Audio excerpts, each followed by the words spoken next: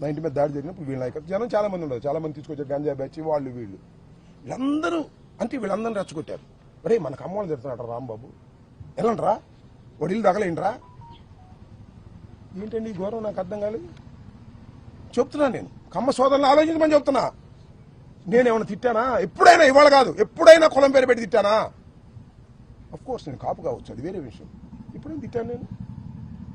తిట్టని అంశాలను తిట్టినట్టుగా పెట్టించి నన్ను 18 మాసాలు జైల్లో 18 రోజులు జైల్లో పెట్టడానికి ఇంత కకృతి పడాలంటే నాకు అర్థం కాలేదు. ఇంకా చాలా కకృతి పడ్డారు. ఏమిటి అన్యాయం అని అడుగుతా ఉన్నా. దాంతోపాటు ఇంకో ఆయన ఉన్నాడు, పెమ్మసాని చంద్రశేఖర్ గారు. ఏమన్నాడు? 24 గంటల్లో సినిమా చూపిస్తానన్నాడు. చూపించావు. 24 గంటల్లో కాదు, సినిమా పెద్ద సినిమా చూపించావు బా. ఎంత సినిమా చూపించావు? 18 రోజులు సినిమా చూపించావు. నా ఇల్లు పగలగొట్టడంలో సినిమా చూపించావు. నా కార్లు ధ్వంసం చేయడంలో సినిమా చూపించావు. నా ఆఫీసు ధ్వంసం చేయడంలో సినిమా చూపించావు. నా భార్య బిడ్డలు ఇంట్లో ఉంటే తరిమి కొట్టే సినిమా చూపించావు. లాకప్లో పడేసే సినిమా చూపించావు. రాజమండ్రి సెంట్రల్ జైల్లో 18 రోజులు ఉండే సినిమా చూపించావు. అవునయ్యా పెమ్మసాని, ఇంత పెద్ద సినిమా తీసావే, బాగా డబ్బున్నాడు కదా. ఎవడు దీనిలో హీరో? ఎవడు దీనిలో హీరో? ఇల్లు తగలేసిన వాడు హీరోనా? జైల్లో ఉన్నవాడు హీరోనా? చెప్పని అడుగుతా ఉన్నా. ఎక్కడో ఉండి మానిటర్ చేశావే, ఎవరు హీరో? 18 రోజులు జైల్లో ఉన్నవాడు హీరోనా? జైల్లో పెట్టిన వాళ్ళు హీరోనా? ఎవరు హీరో? ఆలోచించుకో. ఇంత పెద్ద సినిమా తీసి మీరు విలన్లు అయ్యారు, అవునా కదా? 18 రోజులు పెట్టడం కాదు, 7-8 గంటల సేపు ఇక్కడ ఉండి కరాలనిత్యం చేశారు పోలీసులతో ఏకమైపోయి. ఎవరు హీరో? ఎవరు దీనిలో విలన్స్? ఎవరు? ప్రజలు గమనిస్తున్నారని కూడా ఈ సందర్భంగా మనవి చేస్తున్నా. అనని మాటలు అన్నానని రాసిన వాడు విలనా? ఏమీ అనుకోకుండా అపవాదు పడేవాడా విలన్? ఎవరు హీరో? ఎవరు విలన్? ఆలోచించుకోమని కూడా ఇవాళ పెమ్మసాని చంద్రశేఖర్ని అడుగుతా ఉన్నా. ఏం తొందర లేదు. అన్నిటికీ మూల్యం చెల్లించవలసిన రోజు ఒకటి వస్తుంది, తప్పనిసరిగా వస్తుంది. భగవంతుడు పైన ఉన్నాడు, ప్రజాస్వామ్యంలో ప్రజలు చూస్తున్నారు. అన్యాయాన్ని అన్యాయం అంటారు. ఆ గొంతు ఇప్పుడు వినిపించకపోవచ్చు, ఇప్పుడు సమయం వచ్చినప్పుడు వినిపిస్తుందని కూడా ఈ సందర్భంగా నేను మనవి చేస్తాను. ఏమంటారండి పవన్ కళ్యాణ్ గారు? ఏమంటాడు?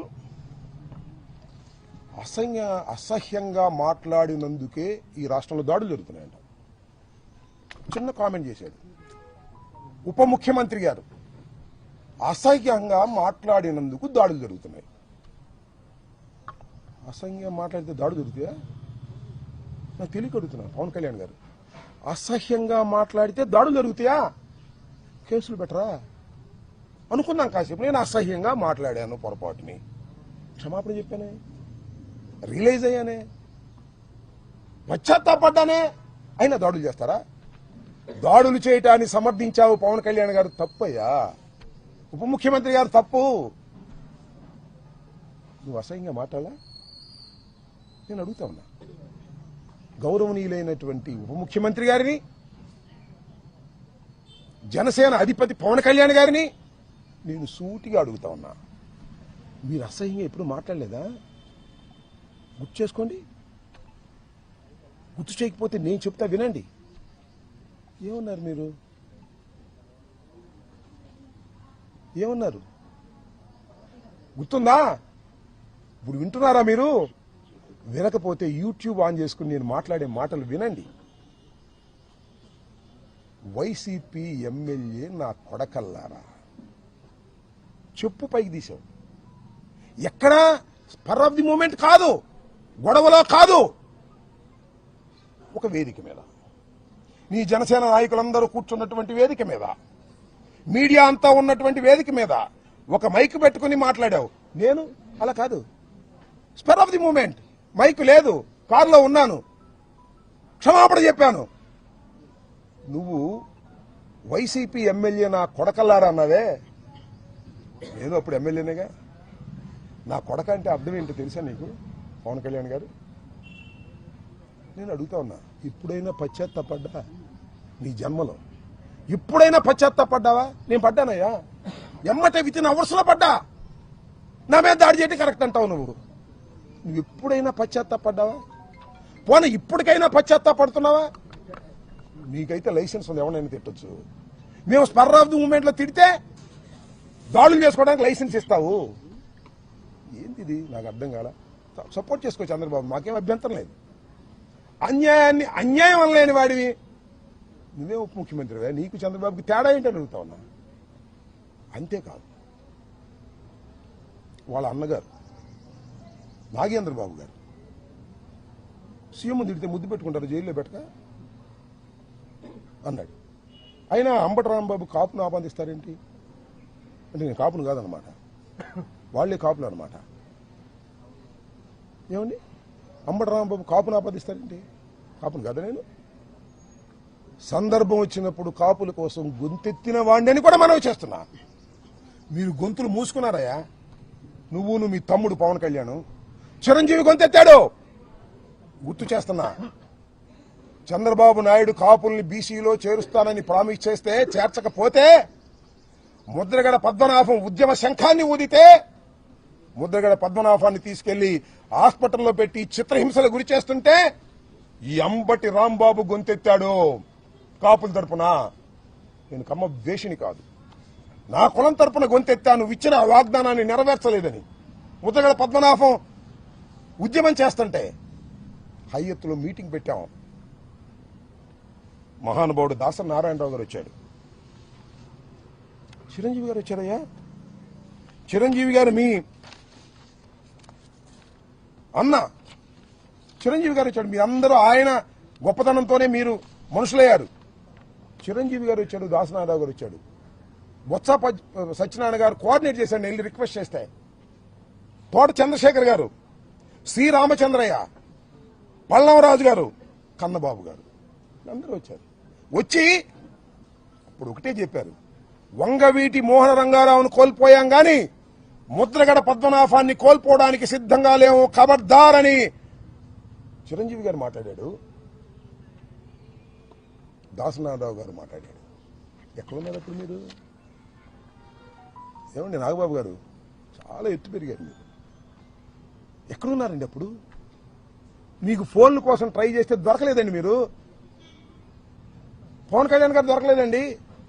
ముద్రగడ పద్మనాభం గారు తర్వాత చెప్పాడు నాకు, ఎన్నిసార్లు ఫోన్ చేసినా పవన్ కళ్యాణ్ గారు ఎత్తట్లేదండి అని.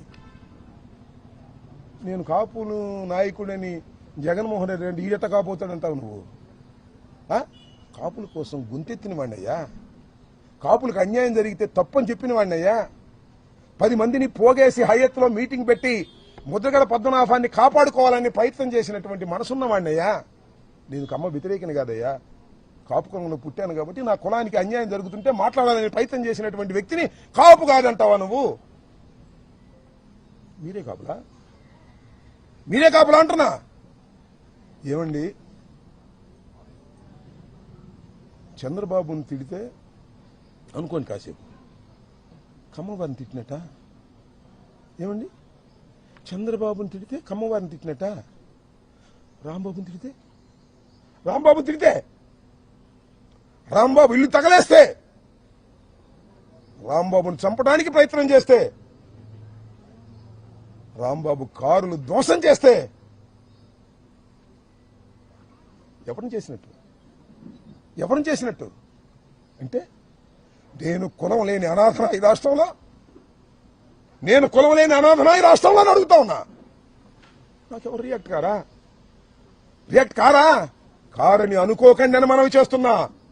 రియాక్ట్ అయ్యే రోజు ఒకటి వస్తుందని మనవి చేస్తున్నా. ఏంటి అన్యాయం?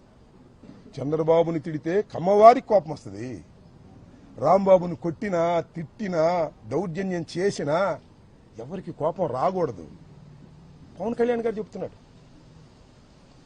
నాగేంద్ర బాబు గారు చెప్తున్నారు, మీరు ఎవరికి కోపం రావద్దండి. ఎన్నాళ్ళు తాగుతారయ్యా? చంద్రబాబు నాయుడు మోచేతి నీళ్ళు ఎన్నాళ్ళు తాగుతారు చెప్పండి? నీకు మంత్రి స్థానాన్ని ఎగ్గొట్టినా కూడా నువ్వేం మాట్లాడు. ఏమిటి అన్యాయం అని అడుగుతా ఉన్నా. గుర్తుపెట్టుకోండి, నేను చెప్తున్నా, every dog has its own day. ప్రతి కుక్కకి ఒక రోజు వస్తుంది. ప్రతి కుక్కకి ఒక రోజు వస్తుంది. This the saying. ఈ రాంబాబు అనే కుక్కకి కూడా ఒక రోజు వస్తుంది. ఈ కులం లేని కుక్కకి కూడా ఒక కులం ఉంది. గుర్తుపెట్టుకోండి. లేదనుకోకండి, మీకే ఉందనుకోకండి. ఈ కులం లేని కుక్కకి కూడా ఒక కులం ఉంది ఈ రాష్ట్రంలో. కులాల ప్రస్తావన చేస్తుంది మీరు, నేను కాదు. గుర్తుపెట్టుకోండి చంద్రబాబు నాయుడు గారు. You monitored everything. ప్రతి క్షణము మీరు మానిటర్ చేశారు. పెమ్మసాని మానిటర్ చేశాడు. ఎస్పీ వచ్చాడు ఇక్కడికి. ఎస్పీని వెళ్ళిపోమన్నారు. సీఎం ఆఫీస్ నుంచి ఎస్పీ వెళ్ళిపోమన్నారు. ఎందుకంటే ఈ తగలేయడానికి సిద్ధంగా ఉన్నారు మా వాళ్ళు, మీరు ఉంటే బాగోదని పంపించారు. ఎప్పుడైనా చూశారండి? 7 గంటలు 8 గంటల సేపు రవిడీజం చేస్తుంటే రోడ్డు మీద పోలీసులు కాపలా కాశారు. ఏమిటి అన్యాయం అంటున్నా? ఇంత దుర్మార్గమైనటువంటి కార్యక్రమం చేసి 18 రోజులు జైల్లో పెట్టారు. ఏం చేశారు మీరు? 18 రోజులు జైల్లో పెడితే రాంబాబు భయపడతాడా? రాంబాబు భయపడతాడా అంటున్నా. 89లో రాజకీయాల్లోకి వచ్చిన వాడిని, విద్యార్థి దశ నుంచి రాజకీయాల్లో ఉన్నవాడిని, అనేక ఆటుపోట్లు ఎదుర్కొన్నవాడిని. రాగానే నేనేది అందరం ఎక్కలా, కష్టపడి పైకొచ్చా. విద్యార్థి దశ నుంచి కూడా నన్ను భయపెడతారా? కేసులు పెట్టి భయపెడతారా?